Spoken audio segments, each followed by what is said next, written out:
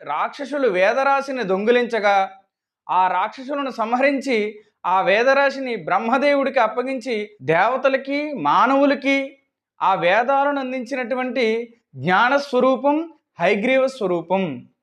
అలాగే ఈ రోజునే భాషకు మూలమైనటువంటి అక్షరాలు ఉద్భవించినటువంటి రోజు. ప్రముఖ భారతీయ వ్యాకరణ శాస్త్రవేత్త పాణిని మహర్షి గారు ధ్యానంలో ఉండగా మహాశివుడు ప్రత్యక్షమై నాట్యం చేస్తూ ఉండగా మహాశివుని యొక్క ఢమరుకం నుంచి 14 సార్లు శివుని డక్క మోగించగా 14 శబ్దాలు పాణిని మహర్షి గ్రహించారు.